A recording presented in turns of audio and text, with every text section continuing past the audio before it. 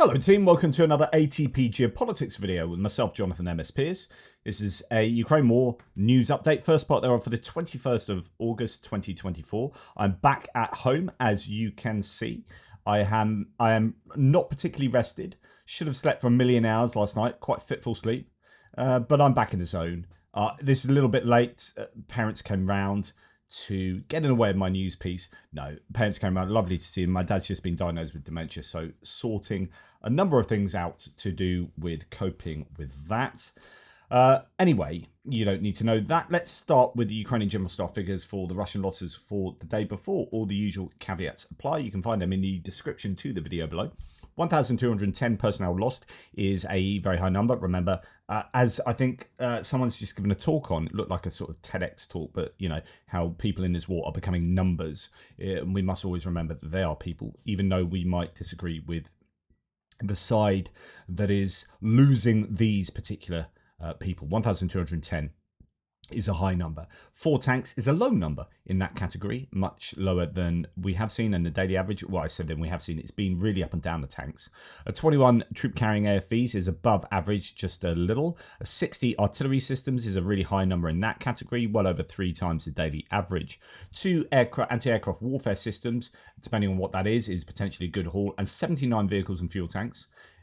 With 2 pieces of special equipment. Now, yesterday we had 95 pieces, 95 vehicles and fuel tanks, and something like 21 pieces of special equipment, something like that. I said, watch out that you will see a bit of a lag, and then they will hit Andrew Perpetua's loss stats, and then we've seen 79 vehicles and fuel tanks today. So my guess is today and tomorrow and the next day we'll see a lot of trucks and civilian vehicles and ATVs and whatnot on Andrew Perpetua's loss list.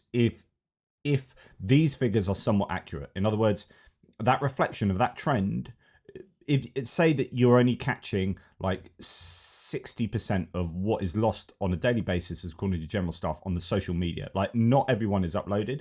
If you're a unit that's destroyed 20 trucks in the last week, then what's the point in putting the 10th, 11th, 12th, 13th, 14th up to 20th video up online of you doing that, right? So there's going to be a lot of stuff that is not recorded, or it probably is recorded but not uploaded to social media.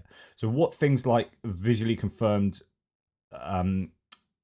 data aggregators do is give you the trend. So if you get a spike up on the general staff figures, you should expect a spike up on the visually confirmed losses.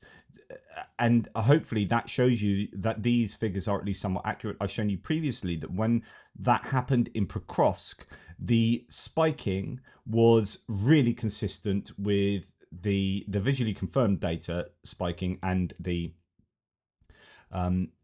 general staff figures. And in fact, it was perfectly in consonance with each other. They were.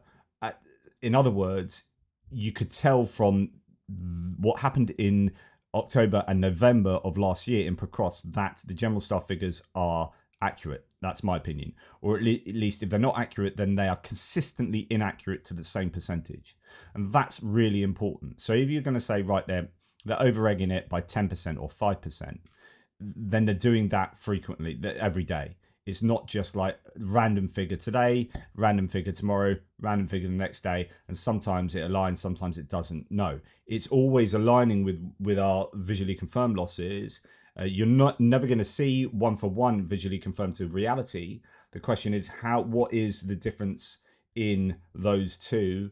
And that's what we're always trying to find out. So let's see if this is the case with Andrew Perpetua's loss list. And oh my goodness, it is. So when you look at those grey entries there, and the light green and those brown ones, these are your vehicles and fuel tanks. So yesterday when there was 95, I said yesterday we should expect to see a spike tomorrow or the next day, and that's exactly what we have seen. So that is really good news. I know that I'm belaboring a point there, but it's really important, especially when you get those of you who are watching this, who are working in an internet research agency in St. Petersburg, and you are putting, oh, general staff figures are rubbish. Oh, this is all propaganda. This is all lies. It's not lies, because we have the evidence. We've got the data. We've got the receipts. Okay? And I have it every day. Oh, this is just Ukrainian propaganda. No, it's not. Here are the claims. Here is the evidence. These two things match, and if they don't match perfectly, then they match in trends. Right, enough said on that. Okay, the Ukrainian losses, sorry, as according to Andrew Perpetua. And thanks very much to Andrew for always doing this. It's totally amazing. Right, electronic warfare, piece of equipment lost there, some surveillance and comms. Then we get down to a drone, a Themis drone. That is a UGV, unmanned ground vehicle, I think the theme is. A couple of boats destroyed there as well. A couple of D20 artillery pieces, T-64, and another tank. A couple of IFVs and Marder destroyed. What's annoying for the Ukrainians here is that the IFVs, APCs, and MRAPs, there aren't too many here. So actually we have, 9?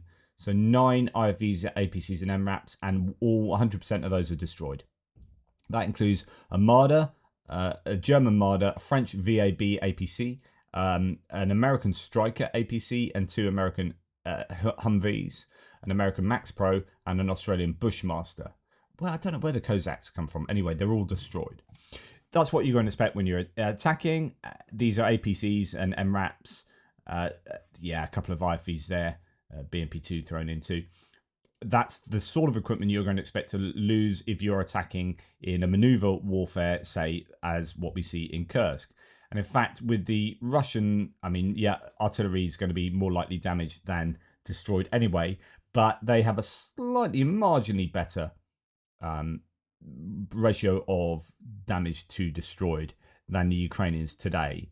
But let's go up to the top. So we have a couple of engineering vehicles. A BM-21 Grad, so multiple launch rocket system destroyed. 2S9 Nonna, that's a fairly sizable piece of kit, destroyed as well. And then when we get past those, again, largely Soviet era stuff, MT-12 anti-tank gun there with the Rapira, we get down to D20s and M46, even older than the D20 there.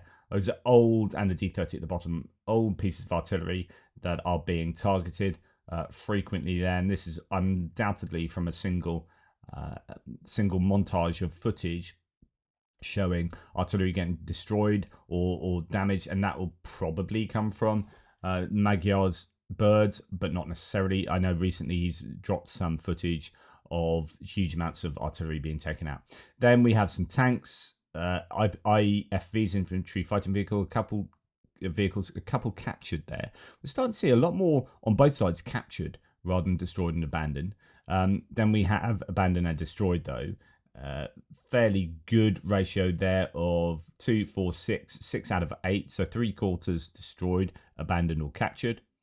Captured is going to be the best for the Ukrainians there because the Russians lose it and the Ukrainians gain it. That is a real zero-sum game there.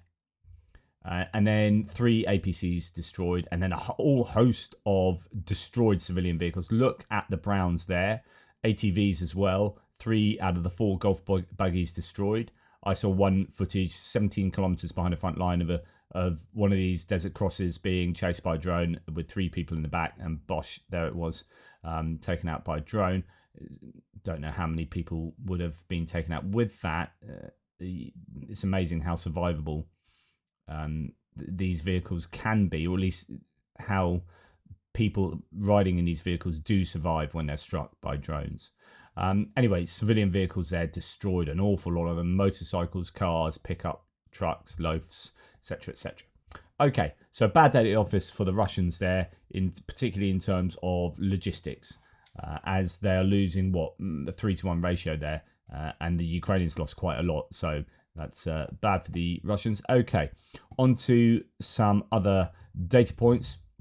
Fighter bomber, the Russian aircraft pilot, the Russian pilot who is fairly reliable, especially when dooming about things being lost by the Russians, says, well, we can confidently state that the drones are becoming a problem for helicopters. Now, we've seen recently 2 helicopters being taken out, damaged by drones and having to hard land. Recently, the number of aircraft hit by drones is greater than by anti-aircraft missiles. Significant data point worth taking into account. But there is also something that remains unshakable. It's effing and pulling away flight personnel maneuvering too energetically on the combat course and at the exit from it. Well, he still has a lot of planning to do, for the pilot must understand that he must be a convenient target in combat and not all this. And this is not in Laos anyway, effed up. So I don't know what he means at the end there. But what's significant here is not just the effect that drones are having on losing aircraft, potentially losing pilots, but in terms of drones, I don't think they've lost any pilots to drones hitting helicopters. But it's what he's talking about here is the effect it's having on the behavior of the pilots, and having to plan harder and probably fly more inefficiently, or not be able to do what they want in in and around the contact line. So I think that is a significant admission there from the Russians. Then we have here an incredible piece of footage of a drone, and both sides will be doing this with their drones, no doubt. But yeah, this is a drone that's dropping in by a bunker in, or some kind of dugout in Robotina area, and it comes down and just drops a little hand grenade, or drops a little incendiary device into the bunker or the dugout, takes off, and then you see it explode. The accuracy that can be achieved with these things is incredible. So you could be peppering this dugout with artillery and not really touching the sides, not really doing too much damage. What you'd really want is a JDAM or similar to land on top of there, and that would definitely take it out. But better than artillery here is getting a drone to just hang around by the entrance and drop a few explosives in through the doorway, and bish bash bosh, you end up being able to do damage inside the dugout. Right, now I've talked about how the ratio of losses is different in different places on the front line. It depends who's attacking. So we've seen the ratio of losses in Pokrovsk having, looking very bad for the Russians, about 5-1 Russian to Ukrainian combat asset losses. And up in Kursk, we have seen it be worse for the Ukrainians than for the Russians, but not really at the 5-1 sort of ratio we can see elsewhere. We've seen it at a 1-1 ratio, or just over 1-1. So initially it was something like 22 Russian losses to 29 Ukrainian losses. Now it's 65 Ukrainian losses to 40 Russian losses. So it's pretty much tracking in that same ratio. I mean, the additions here are 14 Ukrainian to 13 Russian. So actually that's slightly better. So this is a good latest addition. And we look at the sorts of things that the Russians are losing. They're starting to lose more BMPs. Oh, sorry. They're starting to lose, no, even more important, lose more tanks here. So the Russian losses are 5 tanks, 2 BTRs, as anti-tank guns, a K-52 attack helicopter, and then the rest are trucks there. Only 4 of those are trucks. Now, at the beginning of the Ukrainian attack into Kursk, you would have had far fewer things like tanks and whatnot lost. I'm speculating massively here, but I think this shows that the Russians are starting to attack back. To lose this many tanks, yeah, they would have had some tanks, and yeah, they did lose some tanks. They've had some captured, but I think I wonder whether you'll start seeing these numbers come into parity, because it's not just about Ukraine attacking into Kursk, but it's about the Russians counterattacking. As soon as the Russians start counterattacking, the Ukrainian drones will start hitting those combat assets, and you'll get probably a lot more things like BMPs lost going forward as well. Now the Ukrainians here losing a lot of BMPs, BTRs, Striker. What do we have? Striker, engineering vehicle, recovery vehicle, Bushmaster, Senator, Humvees. Yeah, these are all the sorts of vehicles you are going to be using when you are attacking into, doing maneuvers into enemy territory. There's that launcher for the S-125 that was down in the Sumy region as well. So anyway, slightly improved stats, I think, for the Ukrainians around the Kursk region there. So that's good news. Now, we talked about the same river. You remember, shoebox, bottom is the Ukrainian border. If you're looking at me, the right-hand side, the eastern side, is the Ukrainians attacking from their Kursk incursion. The western side is the another border pit up by Tetkino.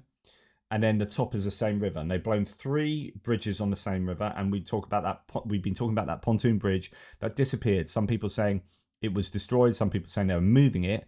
Andrew Perpetua says, guys, you don't build a pontoon and just leave it there. You move it around constantly as like entry-level engineering. It's also why you have more than one. You build one, use it, and while using it, build another.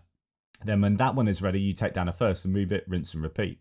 This is a really good point. So when you see a pontoon bridge disappearing, don't automatically think it's because it's been blown up. It's more likely that the side that's using it is taking it down and moved it somewhere else. Otherwise, it just becomes a big sitting target. It's relatively quick to assemble, considering.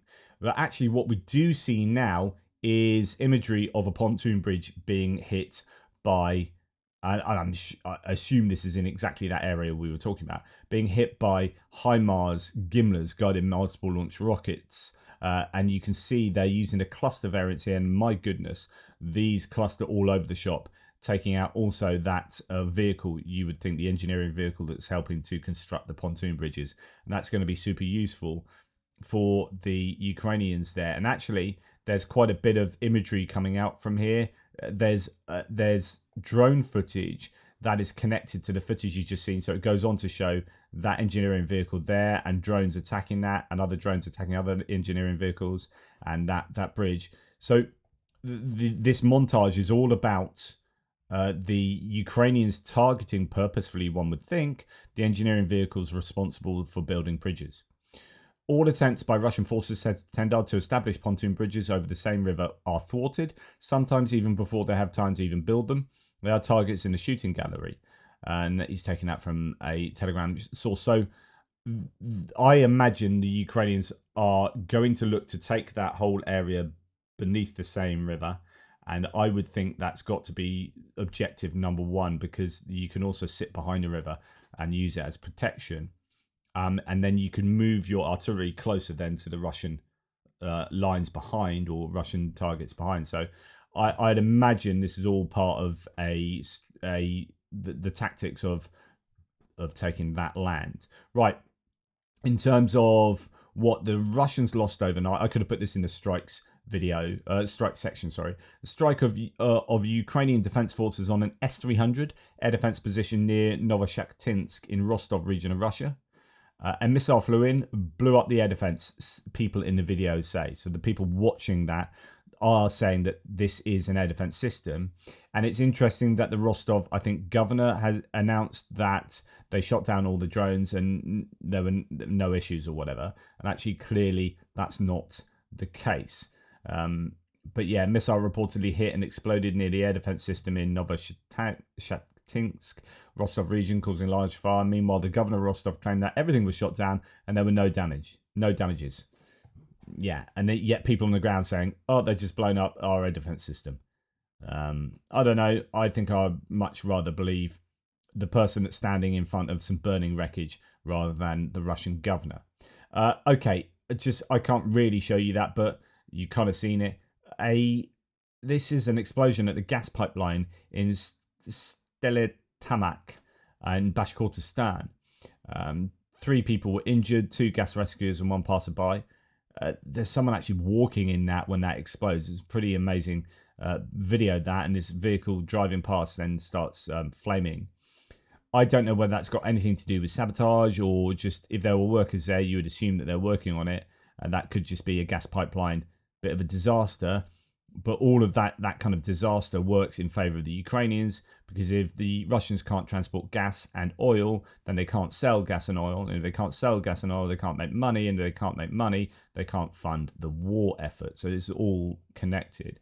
On the other hand, there's a fire in Kiev. No indication it's connected with a drone attack or anything, but a blaze in Horodok shopping center in the Petrivka district of Ukraine's capital. Shopping center is located near to a metro station.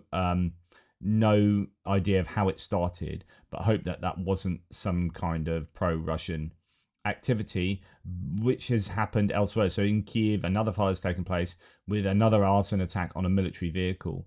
And that's frustrating because that's happening quite often across Ukraine. They're finding people, the Russians, on the dark web, paying them off in Bitcoin or whatever, and getting them to go and burn military targets. Right, moving on to onto distant strikes, and we're going to start with a pretty heavy attack on Ukraine last night, and I don't really know the outcome of this. Now, 50 out of 69 Shaheeds were taken out. So 69 is a huge number of Shaheeds, really, relatively speaking.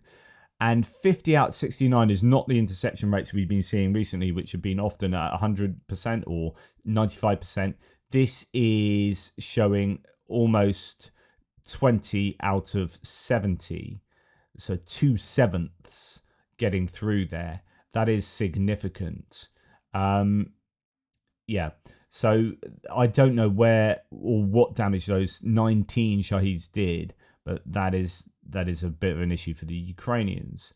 Air targets were destroyed within Khmelnytsky, Poltava, Cherkasy, Kiev, Vinnytsia, Ivano-Frankivsk, Dnipropetrovsk, Mykolaiv, Odessa, Kherson, Donetsk, Kirovohrad, Sumy and Chernihiv regions. So pretty much everywhere around Ukraine. That's it. Yeah. And one missile taken out as well.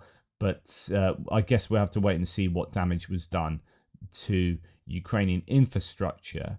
Now, the Ministry of Defense has reported, this is a Russian Ministry of Defense, has reported that 45 drones were shot down overnight inside Russia. So Ukraine trying to hammer Russia with those drones. Of these, 23 were destroyed over the Bryansk region. So that's just to the left of Kursk. And 11 over the Moscow region. We'll return to this because that's quite a large-scale attack on Moscow. Sergei Sobyanin, the mayor of Moscow, described last night's drone attack on the city as one of the largest to date. Now, Max 24 last night was talking about explosions around Kursk city. Meanwhile, Bavovna after Bavovna after Bavovna. So explosion after explosion after explosion. Kursk appears to have been attacked there, and that wasn't mentioned in these drone attacks here. So goodness knows what was going. Maybe the Ukrainians are keeping quite quiet, doing a bit of OPSEC concerning Kursk and what they are striking there. They've also, as mentioned here, explosions in Bryansk and also explosions in Belgorod as well. So those three regions, those three oblasts north of the border there, that you have, Bryansk, Kursk, Belgorod, all being targeted by the Ukrainians. Now, the mayor of Moscow called today's attack, as mentioned, one of the largest attempts to attack the Russian capital in all time. Allegedly, 10 drones, well, we've heard 11 were moving in the direction of Moscow and were shot down, although there is evidence of explosions and burning. Было еще сильнее, короче, это все вот этот вот черный дым. Я, короче, как только бахнула, я лежу на полу в кухне, вот. Я поднимаюсь, короче, через пару секунд смотрю, и уже прям такой, прям конкретный был. No, we just got a random Muscovite talking while looking into the dark. But here you can hear the moped, the sound of probably Ukrainian Boba or something drone flying over Moscow region. So don't really know what the damage done there was. It does look like somewhere was on fire. A major drone attack targeting Moscow and Moscow region, although the Russian MOD claimed they shot them all down. You would expect the Russians, if they're going to shoot 100% of stuff down, it's going to be around Moscow. But previously we've seen drones get through Moscow air defenses quite easily. So I guess we'll have to wait and see. An explosion there. Looks like that one was in the midair. Then we're going to go on to, my goodness, this is a gift that keeps on giving to the Ukrainians. Another oil tank has exploded at the oil depot at Proletarsk. So if you remember, at least 22 oil tanks out of 70 were apparently destroyed. And then there's imagery that's come out of one more just going up in one massive explosion. There's just a huge conflagration there where the fires have ripped through the oil depot and are still ongoing. Oil depot in Proletarsk has been burning for 4 consecutive days. No reports talks about 22 fuel tanks having exploded, but that was kind of a day and a half ago, that the news of 22. So despite this, local authorities claim that everything's under control, although the fire remains unextinguished. But yeah, everything's under control. They've had some injured firefighters. Obviously, it's going to be really difficult to put that out. I've seen them dump huge amounts of foam on the facility, but I think to no avail. So it might be a case of just sitting back and waiting for the fire to take its course. Now, the other option is calling in the level 9 wizards here to cast their spells. And these guys, I think of what they invoked. Is it water jets, I think, on the fire? Or is it their foam? It might be foam level 6 spell. Anyway, there you go. The Grand Wizards doing their thing. That's what it's come to for the Russians at the moment in trying to put out that burning oil depot. Nothing else seems to have worked. I wouldn't put an awful lot of money on that working though, to be fair. But we'll see. You never know. Maybe it's time for a D&D resurgence. Right, Sumy, going on to other bits and pieces. Sumy sees fewer Russian attacks from contested Kursk, more from Belgorod, data shows. In other words, the Ukrainian attack into Russia at Kursk has stopped Kursk attacking Sumy. As you would imagine, they're going to be much more concerned with defending their own border area from Ukrainian attacks rather than sending in ordnance to Sumy. But there are more from Belgorod. I don't know if that means more into Sumy from Belgorod, or just more from Belgorod into maybe Kharkiv as well. While the southern front has experienced reduced intensity, so that's going to be Zaporizhia southern front, Pokrovsk sector in Donetsk Oblast has experienced a rise in Russian ground attacks per official data, and that's going to be as a result of Pokrovsk being the area where the Russians are having the most success, so they're going to be throwing everything and the kitchen sink at it. Sumy Oblast has seen a decrease in cross-border shelling from Russia's Kursk Oblast and an increase from Belgorod, so it is into Sumy, per data from local authorities. Most Donetsk Oblast sectors saw relatively consistent numbers of Russian ground attacks, except for the Pokrovsk direction. Sumy administration's stats on Russian attacks in the region's border areas suggest that Ukraine's plan to create a buffer zone within Russia to protect its border is feasible. Moreover, the decreased military activity in the south indicates that Russia may be transferring forces from the south to Kursk, while the Donetsk grouping likely remains intact, aligning with Russia's ongoing focus on capturing the remaining parts of Donetsk Oblast. So as I was mentioning to you before, the Russians are not going to be taking troops away from the area they're having the most success. They're going to be taking troops away from everywhere else. So Crimea, Zaporizhia, maybe areas of Luhansk, Kaliningrad, we have heard, everywhere that they can within Russia, such as conscripts.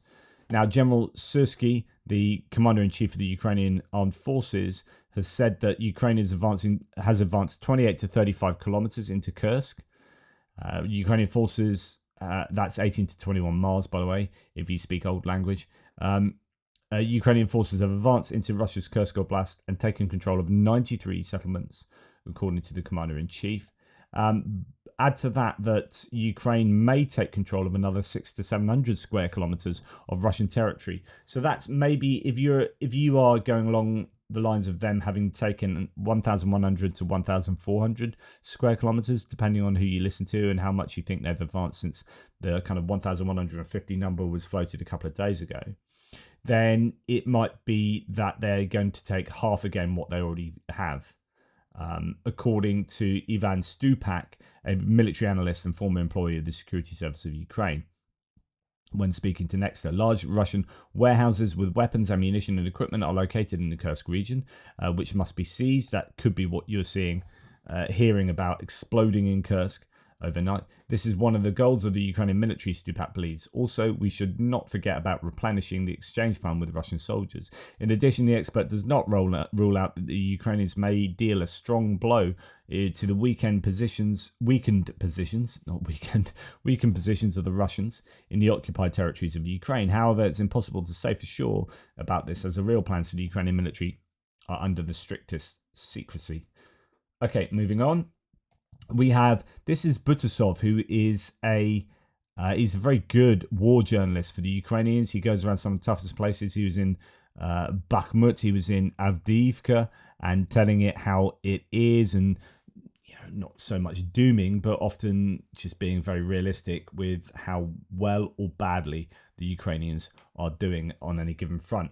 Here, he's in Kursk now, and he's gone into a recruitment office and looked at. He's taken the files that are of people who have refused to join the Russian army, and he's burning them. It's a great PR move, says Oksana Shevel.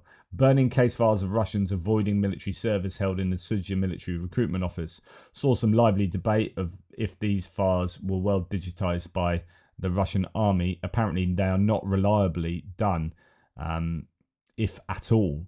So, in other words, burning the actual paper documents really might have an effect on whether the Russians will be able to find out, take action against people in the area who have refused to join the military. Right, rather interesting. Fire frequency along the Belgorod border region has really, all caps, really jumped in the last 24 hours. And there is the Belgorod region. Just trying to see if this is that where they are in Kursk. I'm just trying to work out. I can't get my bearings here without being able to read. Oh no, here we are. Yeah, so this might just be, actually I think this probably is just Belgorod then. Yeah, because it goes up Sumy, there's Sumy. So this is Kharkiv, Belgorod. These are the two areas where the Russians are attacking into. So I'm pretty sure Vovchansk is going to be here. Yep, that's Vovchansk. And there's your other one coming down south to Kharkiv. There's Kharkiv. Sorry, just couldn't quite work it out. So what's interesting, this is firms data by the looks of it. And these are really extensive fires, if it is firms data. And that shows you that the Ukrainians might well be shaping the border area in Belgorod, because the Russians have been talking about how the Ukrainians are getting ready for an attack into Belgorod. Now, this could be like dooming from the Russians that isn't particularly accurate. It could be panic, or it could be the Ukrainians actually getting ready to do that. I can't see that they've got the capacity to do a huge attack involving some 10,000 troops in total, support and combat troops into Kursk, and then have the ability to do big sustained attacks into Belgorod. Some claim into Transnistria, some claim into Crimea. It's just not going to happen. However, you look at this and you think, well, maybe there is something in it if they are doing that, or they are just if they're not shaping the area, then they're just trying to hammer Russian capabilities there.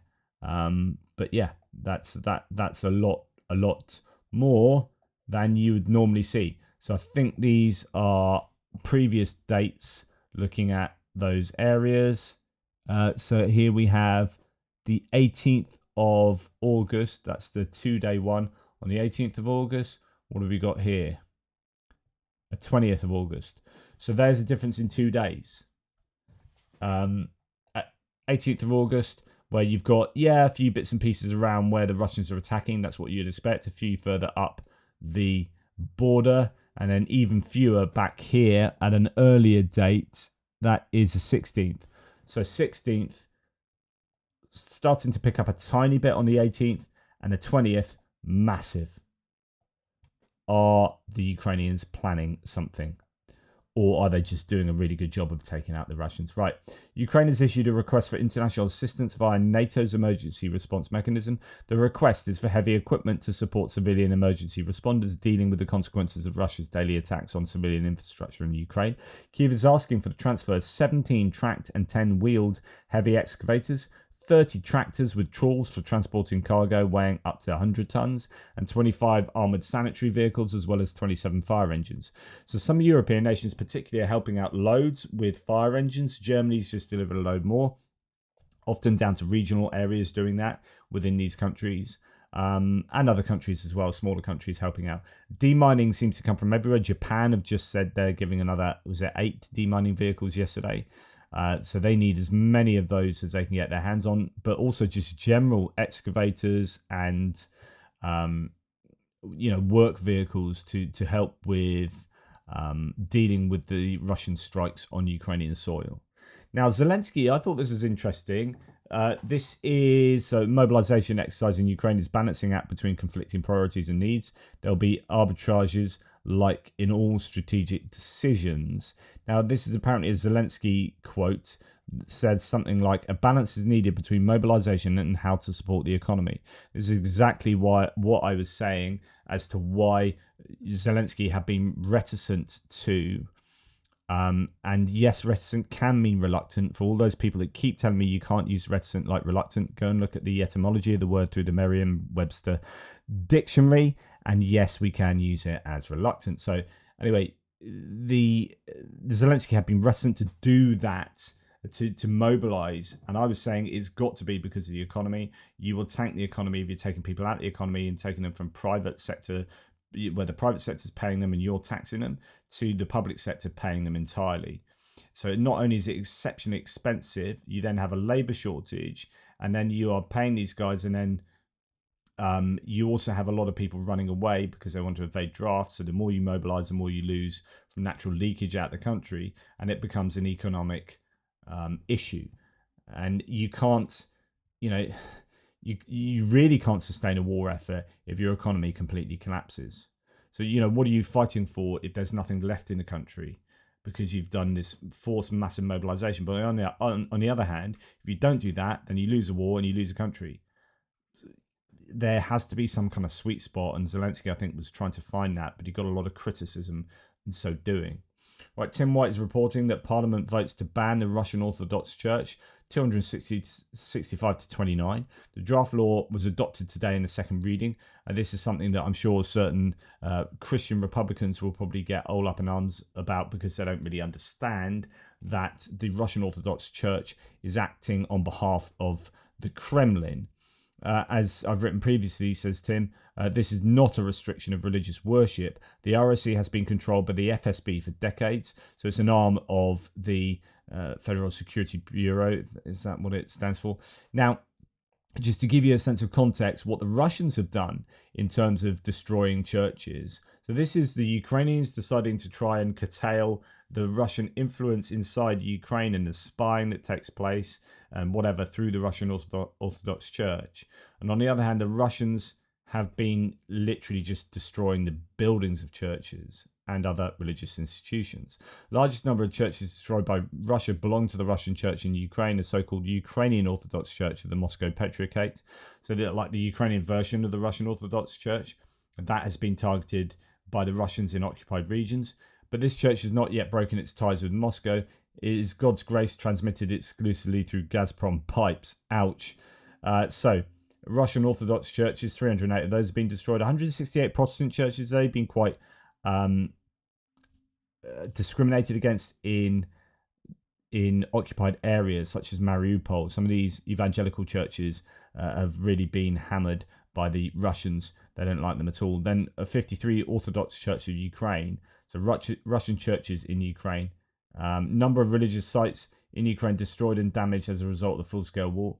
15 Catholic churches, 15 Jewish churches, 9 theological educational institutions, 7 Muslim places of worship, and 8 others. So, yeah, the religions have been on the receiving end of some difficult times in Ukraine. Right, the Verkhovna Rada has also voted to ratify the Rome Statute 281, to 1, I believe. Now, that is, I presume, 22 abstentions and 24 people not voting at all. Now, that is, the Rome Statute is how the International Criminal Court works. And so, if you are a country that signed up to the Rome Statute, then you are obliged to arrest, say, Vladimir Putin if he comes visiting. Ukraine obviously not signed up to the Rome Statute, even though it's going to be very useful for them in terms of constraining the movement of certain Russians.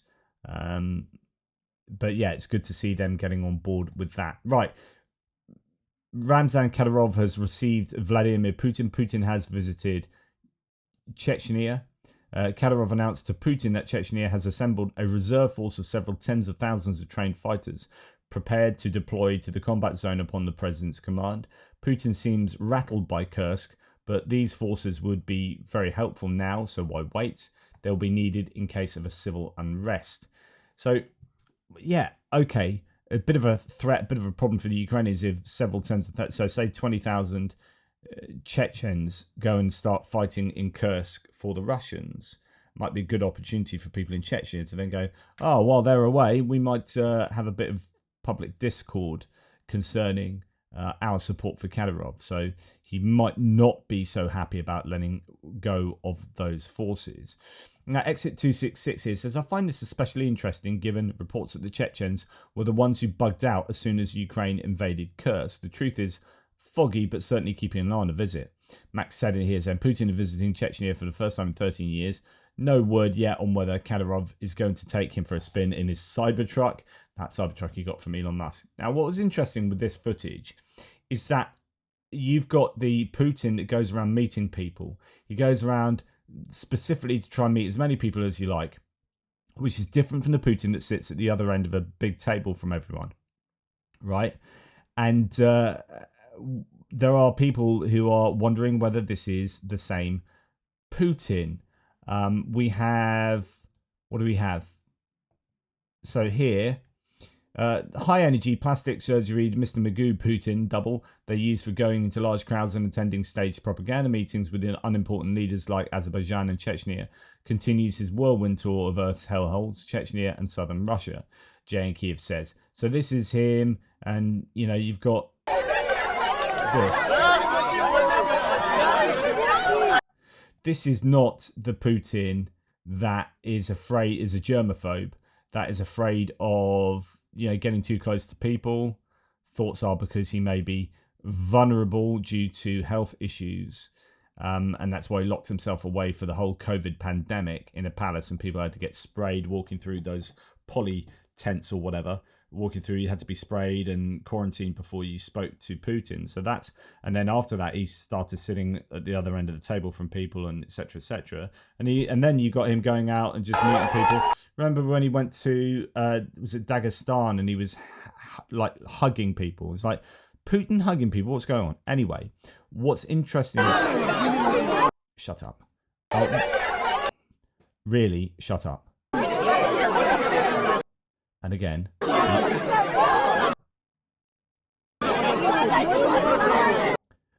You'd think, like, I'll tell you what, Elon Musk, why don't you spend some money on Twitter not doing weird things? Continuing to play videos when you stop them multiple times. How about you spend money on that, not just getting rid of your moderators and then doing nothing? Right. What I wanted to speak to you about was this. So this is the Putin from those videos. Just look at this guy, the guy that's often seen as like an Asiatic Putin. And then compare that Putin to him. It could be the same guy. Could just have had a lot of plastic surgery. Here he seems to have a longer face. Or maybe... Oh, that's it. A different face. That was it. It's a different face. I don't know. Is that the same guy? You tell me. Is that the same guy? That's 1990s Putin. This is modern Putin. It's 1990s Putin. This is modern Putin. Is that the same guy? Not sure it is. Not too sure it is. Anyway, I'm going to leave you with Benny Pie, who is a legend that's been helping out with ATP Geopolitics. ATP Distilled, the AI website that works alongside this and summarizes all my videos. Please go and check that out. It's a lot of work he's put into that, and that deserves some love. I talked about my experience of wearing a t-shirt, a Ukrainian t-shirt, and someone coming out to me on holiday in response to someone else giving me an example of them going to a grocery store and getting a hug, wearing a Ukrainian t-shirt, getting a hug from a Ukrainian woman that worked there. Benny Pie says, welcome back to Blighty JP. Cheers for the video. I had my red NAFO beanie recognising Kiruna, Sweden this year. That was a lovely surprise. And my What Air Defence Doing t-shirt, spotted by a fella, that's a NAFO kind of thing, in Brasov, Romania last year. During the same trip, I was wearing a t-shirt emblazoned with a massive Ukrainian flag in Bucharest, Romania, when I had a guy jump off his bicycle and run over to vigorously shake my hand, saying, welcome, welcome.